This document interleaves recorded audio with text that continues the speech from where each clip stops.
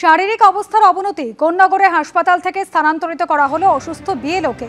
Kolkata medical college এবং হাসপাতালে স্থানান্তরিত করা হয়েছে বিএলও তপতি বিশ্বাসকে।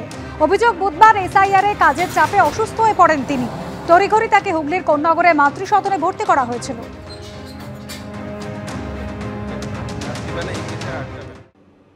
বিধানসভা ভোটের আগে রাজ্যের একাধিক পুরসভায় রদবদল ঘিরে সরগরম হলো রাজ্য রাজনীতি।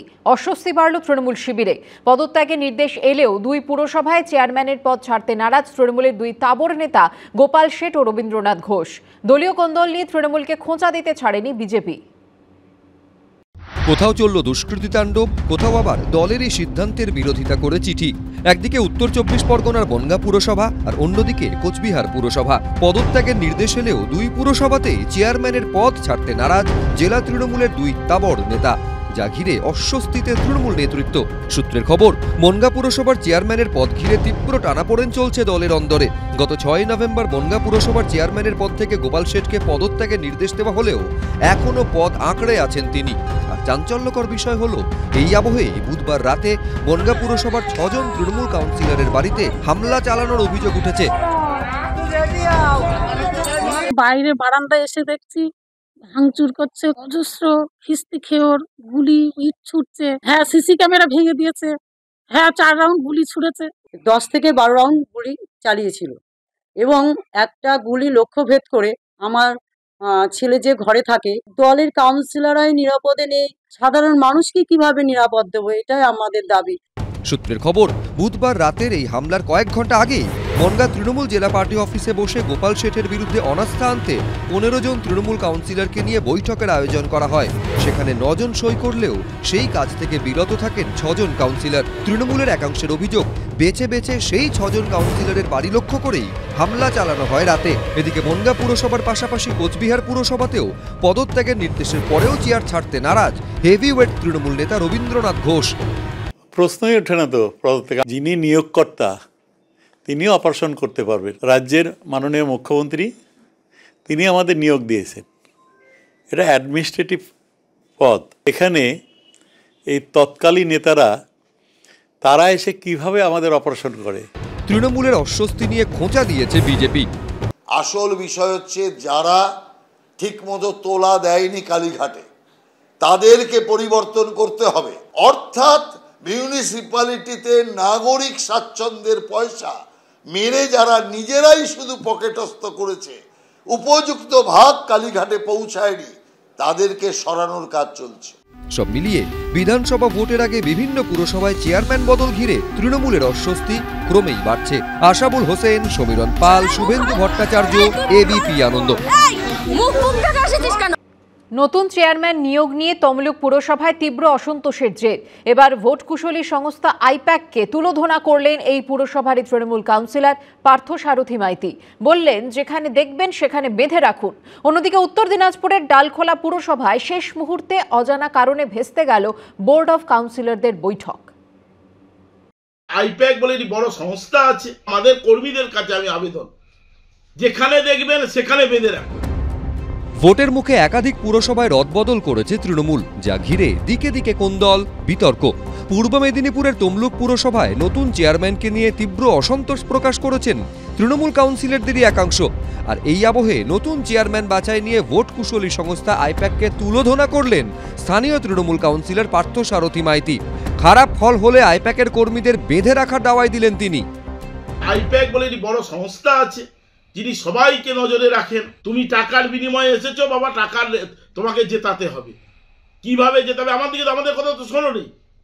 আমাদের কথা না শুনেই তুমি একটা দুর্নীতিগ্রস্ত লোককে চেয়ারম্যান করেছো।